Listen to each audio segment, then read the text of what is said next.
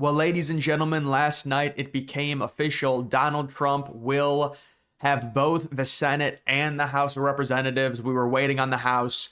They finally called it. The decision desk did. And you got to give credit to the decision desk. They were very aggressive this cycle in calling a lot of these states. You had CNN basically call nothing first. You had I'm not even sure if MSNBC calls states first or what. I guess they call states, but they didn't call anything. It was mainly Fox News. It was mainly the decision desk. I remember the decision desk calling both Georgia and North Carolina for Trump first. They called Harris for Virginia first. Fox News did call Pennsylvania first. But those were like the main ones. I mean, once you got Pennsylvania, North Carolina, Georgia, the election was over. And then both the decision desk and Fox News called the race for Trump at around the same time. Fox News was a little bit before. But I mean, California, it's just crazy. So what are they at? 78% in. What is Oregon at? 88. And Washington State is at 88 as well. These states, they don't even try.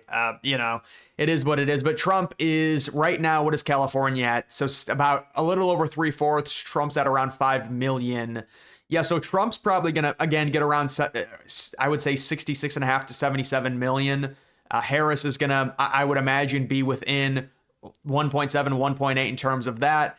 You do have the Senate results. McCormick's going to win. It's going to be 53-47. You would have loved either of these two seats. It was so close. Rogers lost by 0.4. Hovde ends up losing by a point. Kerry Lake barely loses. And then you did have the House of Representatives. You can see Republicans at 219. They're one over the majority. You do have Alaska, really a slow count there, 74% in. The Republican candidate is up right now. And then you've got some other areas in California, not surprisingly. We've got one area, the Republican is up by around 2.5 to 3 with around 63% in. Democrat up here by around 3 with 74% in. And then there's another race outstanding in California that I can see. But you can see it was always a 100% chance. I don't know why this thing was at like 88 or 87% chance. People were asking, are they going to win the House? It was like a guarantee they were going to win the House. I don't want to say on election night, but like shortly thereafter. I mean, it is a little bit of a letdown based off of the popular vote situation. You would figure that it would be a better, advantage for Republicans in terms of the House. I kept saying that, going into election night, the House was 50-50, and it would just depend on how Trump did in terms of the popular vote. And if you were to tell me that Trump was going to win the popular vote by around 1.5 to 2 points, I would say that's definitely going to be a solid majority in the House, but it's going to be a very slim. I mean, you can see all of this is gerrymandered, but the only thing you could argue is that Trump ran up numbers in already Republican states and didn't really improve all that much in terms of the swing states. Now, the swing states were still very close. That's why the polls really weren't all that off when you look at them. Now, the polls were off in terms of like Florida, Texas. They got those states wrong by New Jersey, although there's very limited polling in New Jersey. There were only like 2 polls in the aggregate, but those states were off. But the overall point here is you will take full control in the House, in the Senate. You obviously have the presidency, and Trump's got a huge mandate with how easily he was able to win the election. And so there's going to be a lot of power for Trump. And then you do have David Axelrod, the Obama advisor on CNN, saying that the direction Trump is taking this with all of the seasoned loyalists is very different than 2016. Well, it was always going to be different than 2016. Trump has 4 years of experience now. When he went in 2016, it was a total whirlwind. And I mean, at that point, the Republican Party in general was a lot more rhino than it is now. And people realize that all of this has to happen fast. You've got to be very aggressive. People, I think, generally, they like Trump's picks right now, at least the rumored picks. When you talk about his cabinet and who he's appointing, possibly people angry about the Rubio pick with what Rubio said about the Israel-Palestine situation. I think most Republicans want Trump and the United States to stay out of the Middle East.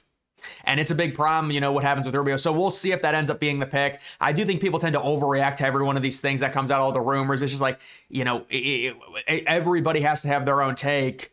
And it becomes a problem when people, it's like they want to be the first one to criticize something. But when it comes to this, we knew this was going to be a completely different administration for Trump based off of his experience, based off of the fact that now he wins the popular vote, based off of the fact that he didn't have any record in DC and zero relationships. Now, I think another thing that Trump realized is DC is rigged against people like him, people that have very little relationships, outsiders, because that's what a lot of this is when it comes to passing legislation.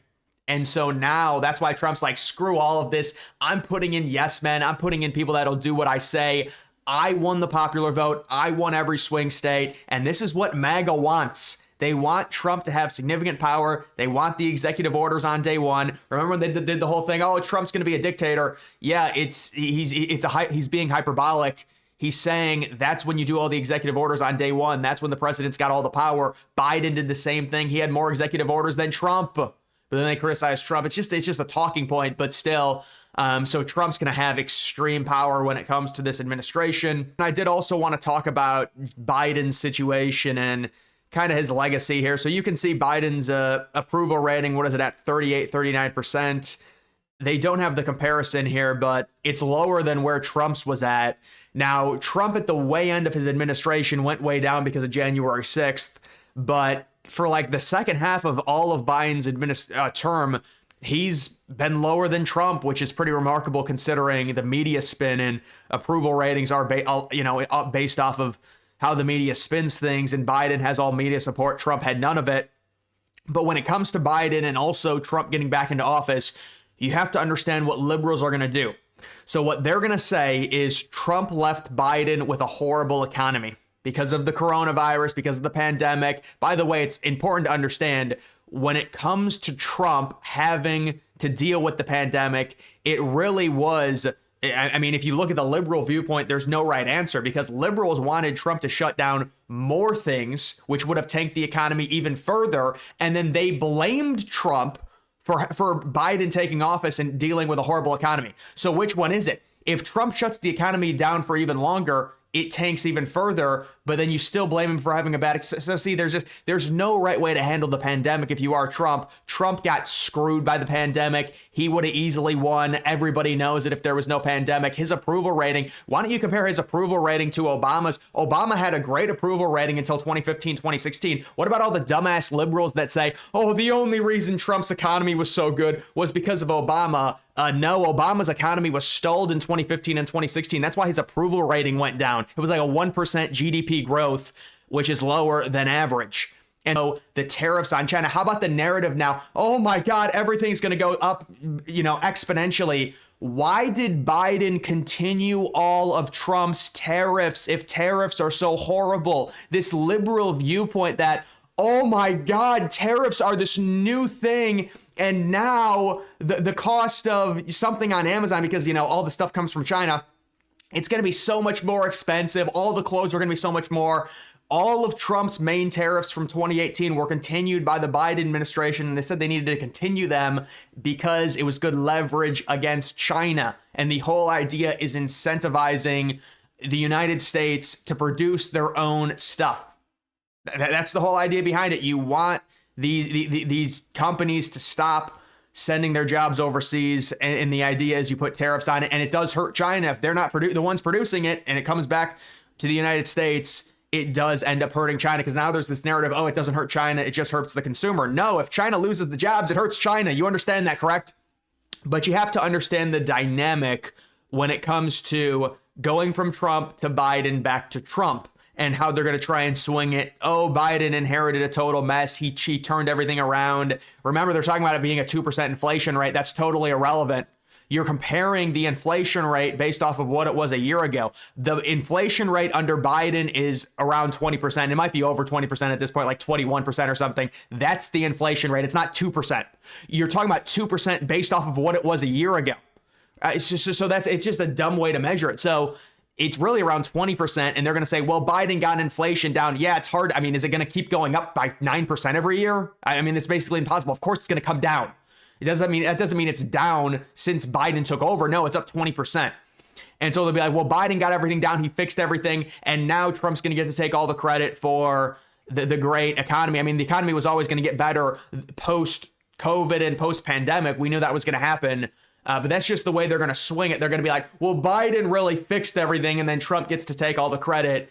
Understand, one of the worst things that administration did was extend the unemployment benefits from the pandemic, because it enabled people not to work and it forced the employers to raise the wages because you had to incentivize people to go to work that were already collecting significant unemployment benefits. But guys, when it comes to Biden's approval rating, it was going to tank if Harris had lost. Liberals are in a bad move. They're not going to approve of Biden. He's been a lame duck the past 2 years at this point, but certainly the past 3-4 months ever since Harris was announced as the actual candidate.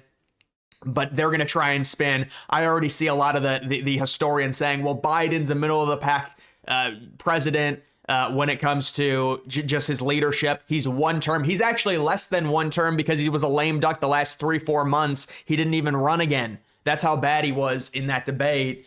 But they'll still try and argue that he's better than Trump. But Trump, we'll see what happens this second term. But I can imagine a lot of these people that they reference, and especially anyone that ranks presidents, like you can't rank Biden right now. You can't rank Trump. A lot of people argue you can't even rank Obama. You have to give it time, since their last years in office. So we'll have to see. But I've already seen them. They're like, Trump's the second, third worst president. They've got Biden middle of the pack. It's totally insane considering Trump comes back. Biden has to drop out because Trump is so much more loved and he's going to crush Biden. And just the dynamic of Biden being totally senile this entire presidency, it really is remarkable that they would rank him middle of the pack, but that's how they're going to swing it. Well, Biden fixed everything. It was a total mess with Trump. Yeah, and if there was no pandemic, you understand that Trump would have won in 2020, correct? But then they're like, oh, it was a total mess in 2020. Biden saved everything. He brought down inflation. Well, no, inflation went way up under Biden. It went back down because you compare it to a year ago. That's the metric you're using. And then, oh, now Trump's going to take all the credit for this great economy and tariffs are terrible and they're evil. Then why did Biden continue all the major tariffs? So see, there's no argument. But guys, either way, that's going to do it for this video. Make sure you follow me on X. Link to that's always in the description.